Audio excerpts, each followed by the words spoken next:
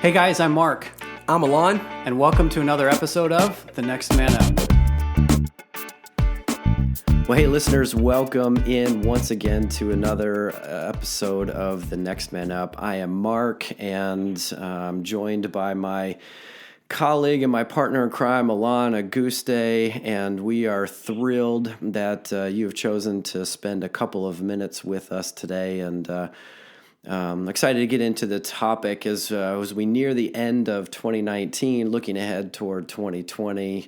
Excited to get into this topic. But before we do, just another reminder that we would love to have your feedback on how we can make this show better. So if you've heard us mention this before, please take just a couple minutes to answer a few simple questions. If this is the first time that you're hearing this request, if you could find our survey link either in the description, show notes, however you consume this podcast, or on our Facebook page at The Next Man Up 1, or on our website podcast page, thenextmanup.com/podcast.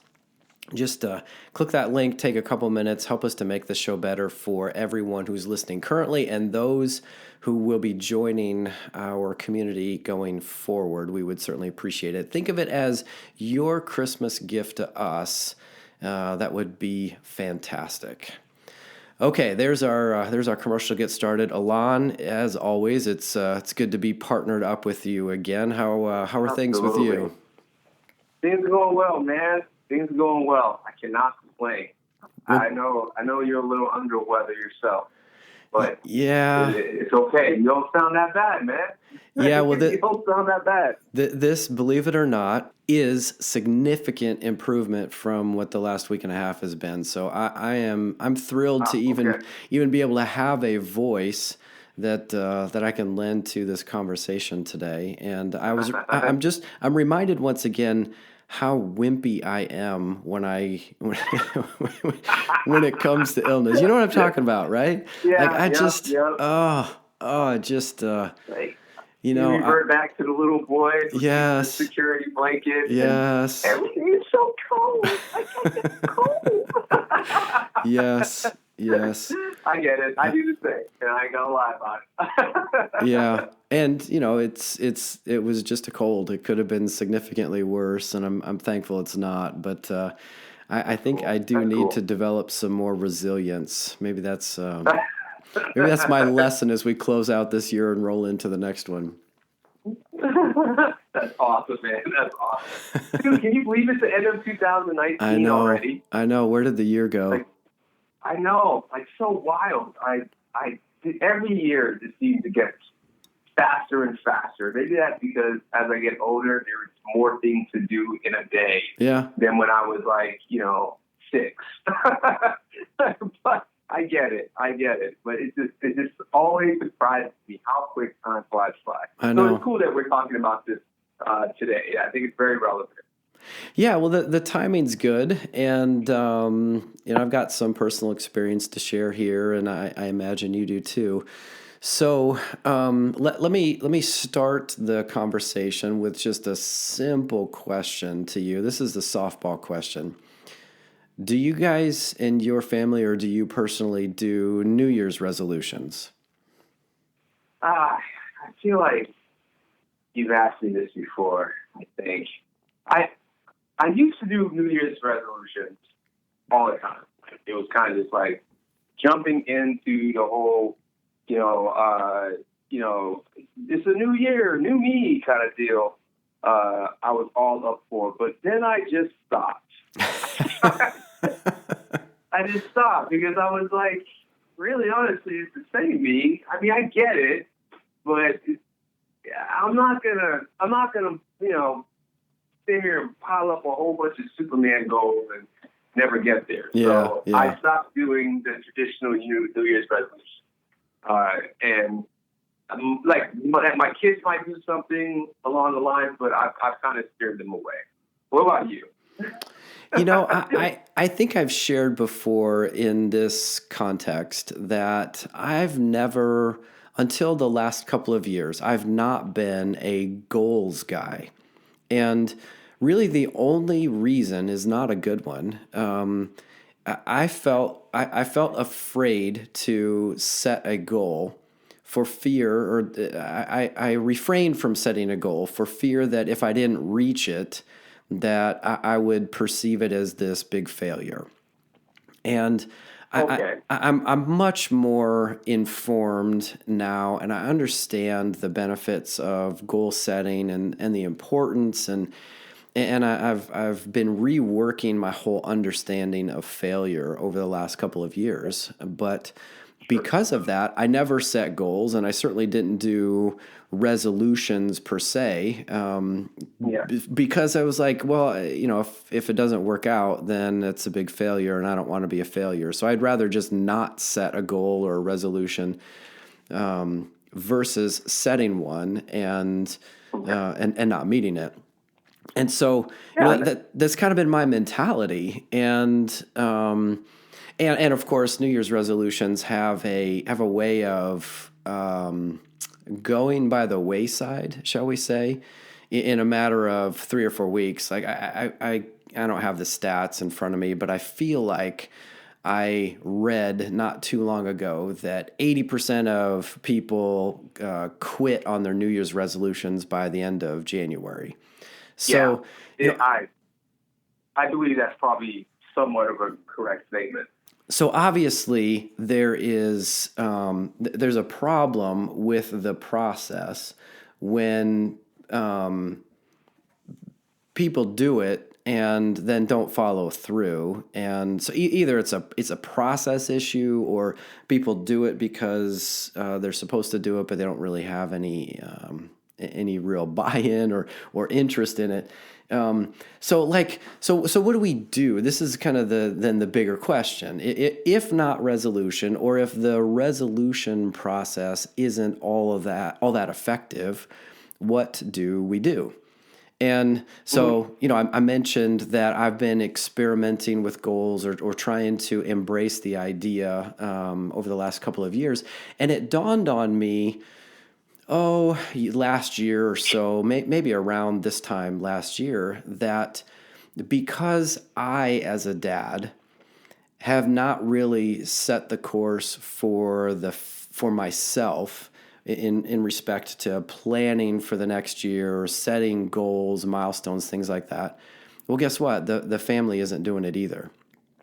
And so I started to think about, well, what would it look like to help my kids and even my spouse to begin to think about creating goals and setting some plans and doing some strategic thinking. And, I didn't go off the deep end, but I did kind of spring something on them, and we'll get into that here in a little bit. But like the realization was, hey, if I'm not doing it, then how are my kids ever going to learn how to do it? And if this is becoming an important part of my life and how I want to live and show up, then I ought to find a way to help my kids to begin to think along these lines as well, and begin to equip them and empower them to be able to do this for themselves as they get older and older. So so go ahead. No, I like that. I like that. I'm curious as to where you're going with it, because I want to see where you land with it. Yeah. So, there are lots of different ways to set goals. And what's interesting is like you were saying, there's no difference between Mark on December 31st and Mark on January 1st. It's none just whatsoever. right. But it is culturally and even psychologically, it is a time to evaluate what's past and anticipate what is ahead, and to think about, what might the next year look like, or what might the next block of time look like. And so in that respect, I've decided to just capitalize on the opportunity. Now, my kids, all three of my kids, are still in various stages of schooling. So the calendar year doesn't lend itself real well to the school year planning.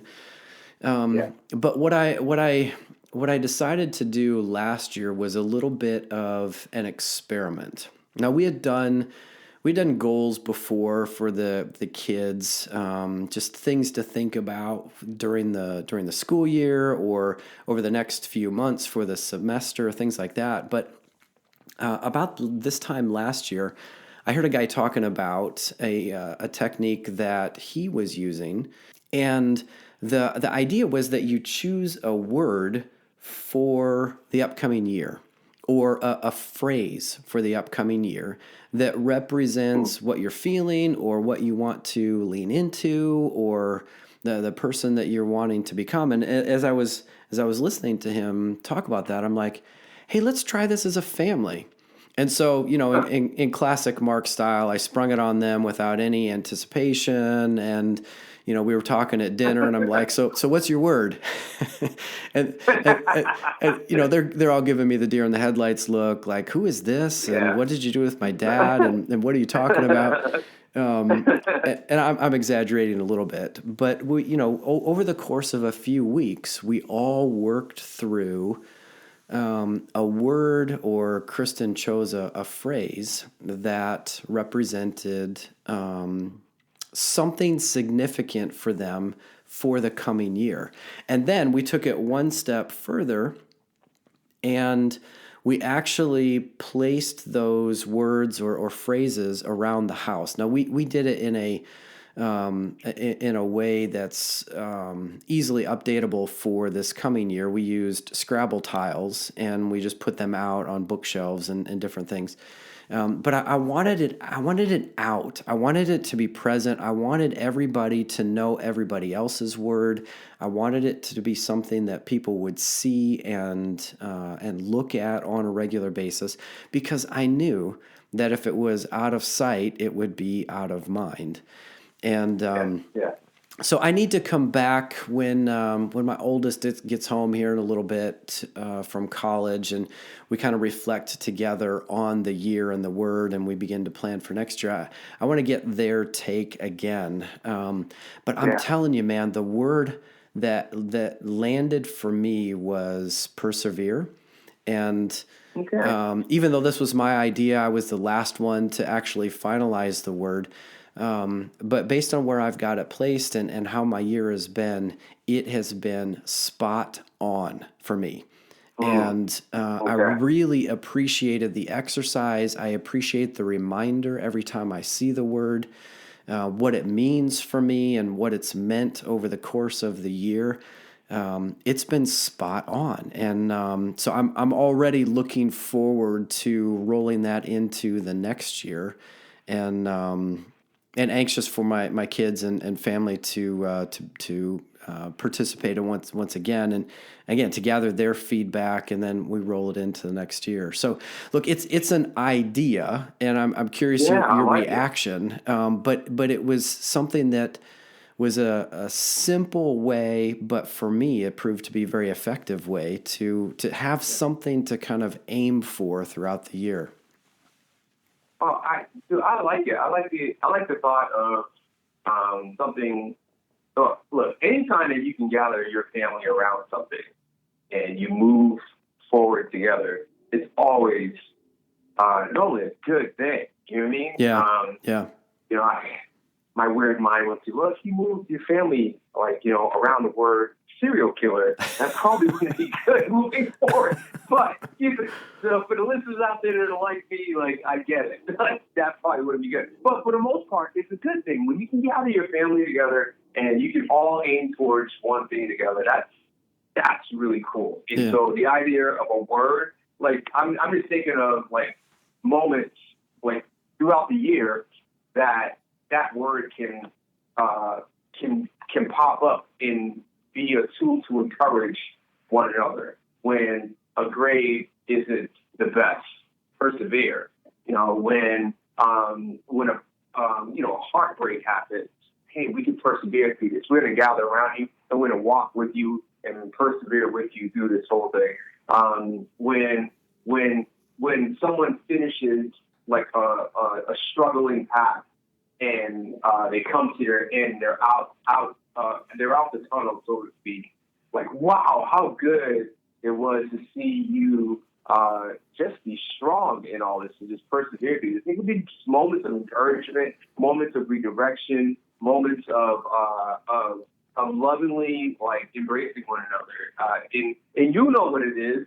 Maybe other people won't know, but I mean, like my wife, sometimes we used to we watched the movie Meet the Parents. Yeah. And in that movie, there is like one couple has like a secret word for when one of them is like just being beside themselves, and so they would just lean over and just whisper, "Muskrat, muskrat," and that was the word to the spouse to, hey, you need to tailor it back a little bit. You're getting outside of yourself in this conversation. And we used to laugh all the time because like I get passionate about something and we're talking with other people and then she just lean over and she's like, muskrat. And I just start busting out laughing. But like I see it as that. Like, in a moment where maybe a family member is not being strong and is just kind of just giving up and leaning over and saying perseverance. And they get it. You know what I mean? That's sometimes what we need. And maybe other people around like, what do you mean perseverance? Like, but to your family member, they know exactly what you're talking about.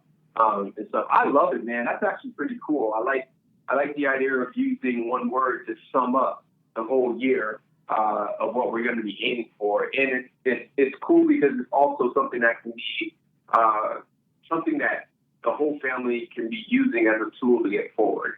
Something that like a character trait that you're trying to have your family like instill in itself. So that's really cool. I dig it.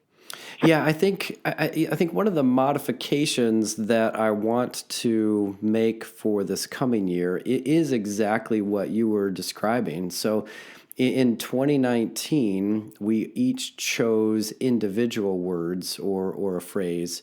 But I think I want to consider having an overall family phrase or family word. In addition to, the individual word. And again, this is really just about experimenting and trying new things and ways and giving my kids tools and ideas for how they can align themselves as they launch. My window of significant parental influence is waning. Just simply because these kids are getting older, and at some point in the near future, they're all going to be on their own. But I'm hoping to equip them through different activities or ideas or tools like this. And yet I like the idea of maybe we still have a overriding theme as a family. That we're going to be about for the next 12 months. Because you're right. There were many times throughout the year where we were able to point at one of the kids or at each other and say, look, there is an example of this word that you chose playing out. And what a great choice for you. And here's here's where we're able to celebrate or remind. And it was just cool, it was really cool to be able to do that. And then, like I said, there's opportunity to continue to tweak it and expand it and play with it or change it altogether, right? Like maybe somebody in the audience has already tried this and it didn't work for them. Well, that's fine. The idea is bigger than the tool. The idea itself is helping your kids to grow and to stretch and set goals and plan. It's probably less about the how and more about the what and the why. Yeah. Like we don't do one. We haven't done your track, but I'm thinking of ways that I can implement that, like with my family, or like I don't know, mesh that with what we do. We try to do like. And this is going to sound really lazy, but it's not being like, it's not. But we try to do like 1 to 3 things that we'd like to see happen, like in a year. But it's going off of something that we like. How do I put it? Birthdays are very important. Okay.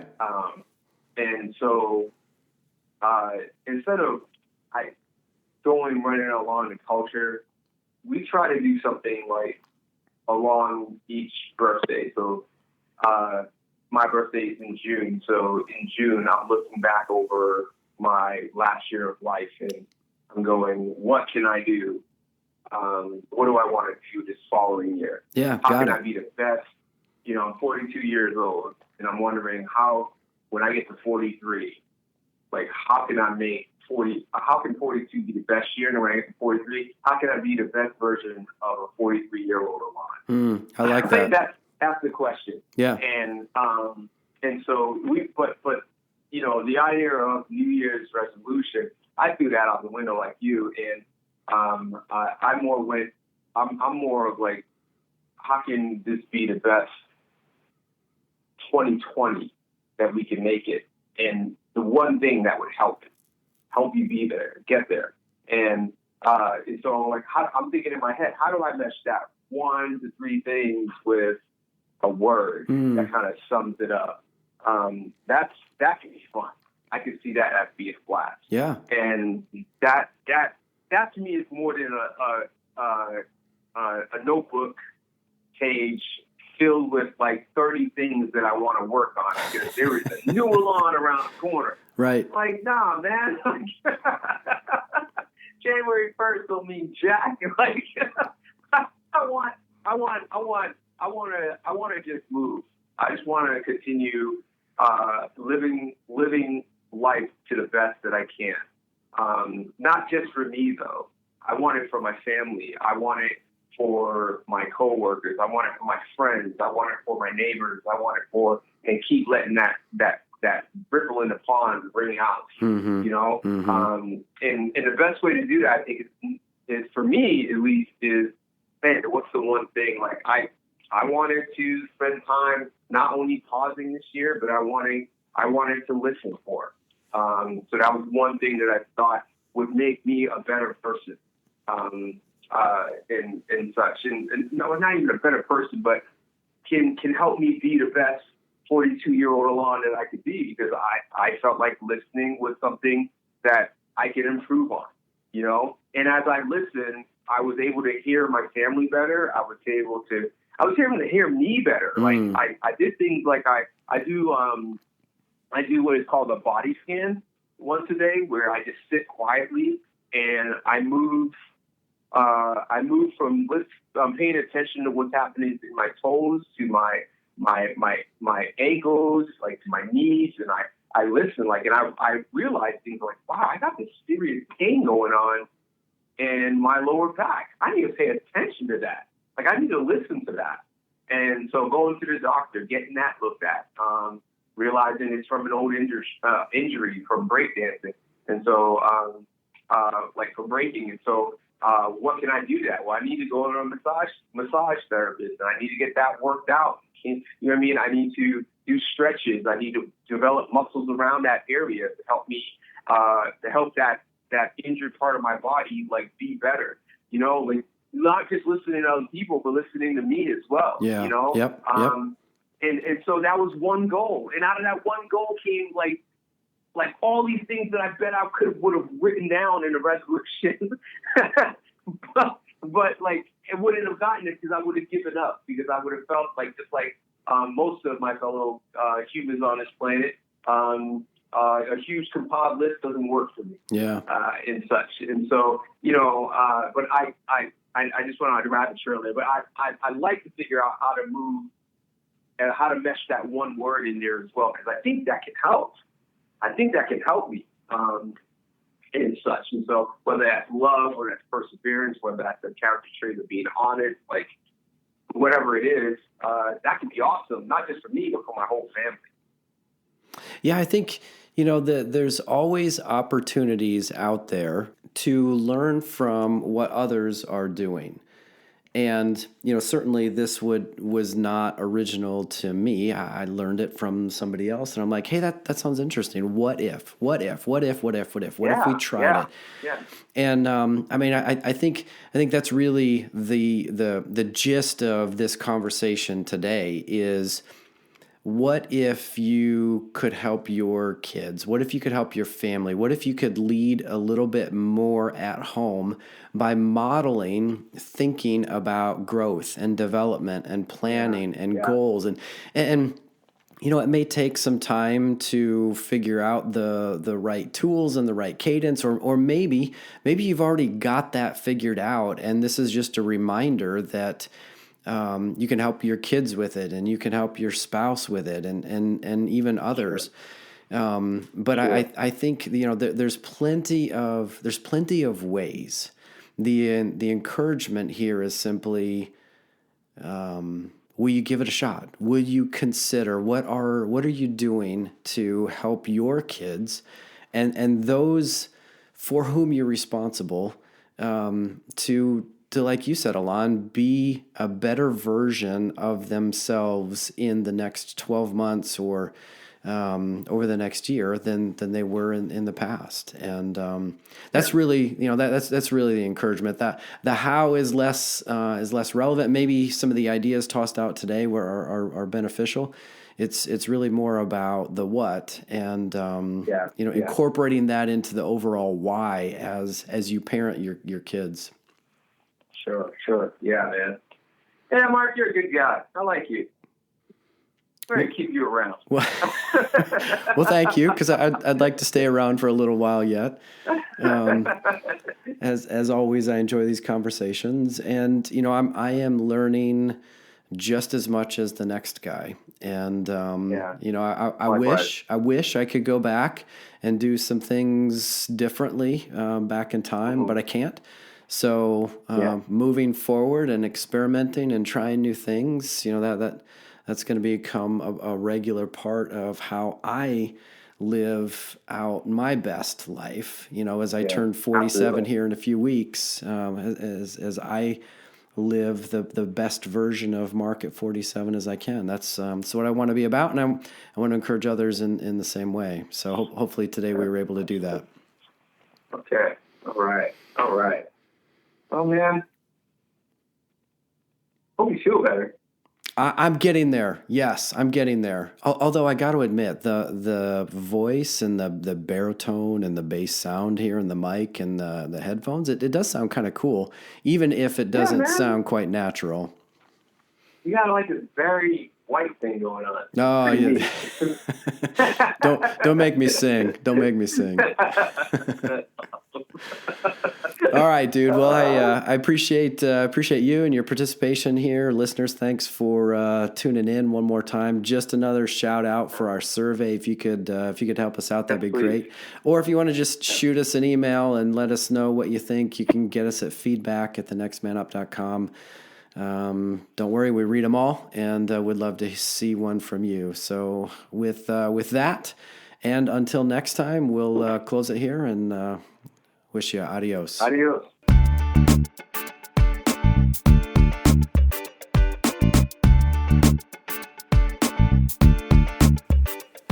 Hey, listeners, thanks for journeying with us on this Next Man Up podcast.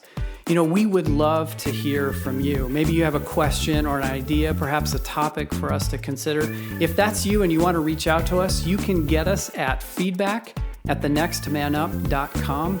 That's feedback@thenextmanup.com. Again, we'd love to hear from you. Until next time, we'll see you later.